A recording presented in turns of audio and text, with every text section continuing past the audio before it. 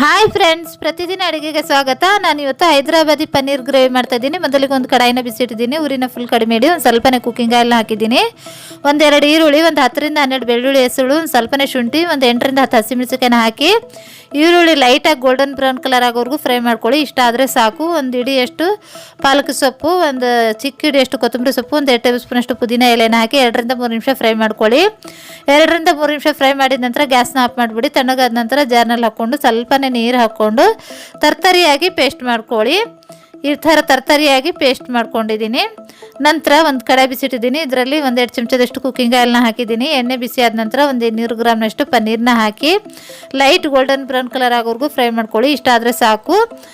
ತೆಗೆದುಬಿಡಿ. ಒಂದು ಪ್ಲೇಟ್ನಲ್ಲಿ, ಒಂದು ಬೌಲಲ್ಲಿ ಬಿಸಿನೀರನ್ನ ಆ್ಯಡ್ ಮಾಡಿದ್ದೀನಿ. ಒಂದು ಬೌಲಲ್ಲಿ ಬಿಸಿನೀರನ್ನ ಹಾಕಿ ಒಂದು ಸ್ವಲ್ಪನೇ ಉಪ್ಪನ್ನ ಹಾಕಿದ್ದೀನಿ. ಈ ಬಿಸಿನೀರಿನಲ್ಲಿ ಪನ್ನೀರನ್ನ ಹಾಕಿ ಈ ಥರ ಹಾಕಿ ಇಡೋದ್ರಿಂದ ಈ ಪನ್ನೀರ್ ಸಾಫ್ಟ್ ಆಗುತ್ತೆ.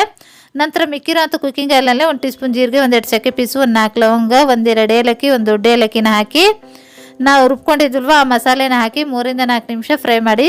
ಒಂದು ಸೈಡ್ ಫ್ರೈ ಆಗ್ತಿರುತ್ತೆ, ಇನ್ನೊಂದು ಸೈಡು ಒಂದು ಬೌಲಲ್ಲಿ ಒಂದು ಚಿಕ್ಕ ಕಪ್ನಷ್ಟು ಮೊಸರನ್ನ ಹಾಕ್ಕೊಳ್ಳಿ. 1 ಟೀ ಸ್ಪೂನ್ ಧನಿಯಾ ಪೌಡ್ರು, 1 ಟೀ ಸ್ಪೂನ್ ಜೀರಿಗೆ powder, 1 tea spoon garam masala, ಒಂದು ಅರ್ಧ ಟೀ ಸ್ಪೂನ್ ಖಾರ ಪುಡಿ, ಒಂದು ಅರ್ಧ ಟೀ ಸ್ಪೂನ್ ಅರಿಶಿನ ಹಾಕಿ ಚೆನ್ನಾಗಿ ಮಿಕ್ಸ್ ಮಾಡ್ಕೊಳ್ಳಿ. ನಂತರ ಇಲ್ಲಿ 3ರಿಂದ 4 ನಿಮಿಷ ಚೆನ್ನಾಗಿ ಫ್ರೈ ಮಾಡ್ಕೊಂಡಿದ್ದೀನಿ. ಇಷ್ಟ ಆದ ನಂತರ 1 ಟೇಬಲ್ ಸ್ಪೂನಷ್ಟು ನೀರನ್ನ ಹಾಕಿದ ನಂತರ ಈ ಮಿಕ್ಸ್ ಮಾಡ್ಕೊಂಡಿದ್ವಲ್ವ ಮೊಸರಿನಲ್ಲಿ ಮಸಾಲೆ, ಅದನ್ನ ಹಾಕಿ 2ರಿಂದ 3 ನಿಮಿಷ ಚೆನ್ನಾಗಿ ಫ್ರೈ ಮಾಡ್ಕೊಳ್ಳಿ. 2ರಿಂದ 3 ನಿಮಿಷ ಚೆನ್ನಾಗಿ ಫ್ರೈ ಮಾಡಿದ ನಂತರ 1 ಕಪ್ ಬಿಸಿನೀರನ್ನ ಆ್ಯಡ್ ಮಾಡಿ ರುಚಿಗೆ ತಕ್ಕಷ್ಟು ಉಪ್ಪನ್ನ ಹಾಕಿ ಒಂದು 2ರಿಂದ 3 ನಿಮಿಷ ಬೇಯಿಸ್ಕೊಳ್ಳಿ.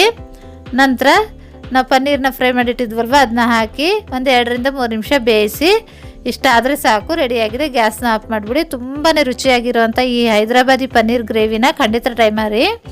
ಈ ರೆಸಿಪಿ ಇಷ್ಟವಾದರೆ ಲೈಕ್ ಮಾಡಿ, ಶೇರ್ ಮಾಡಿ.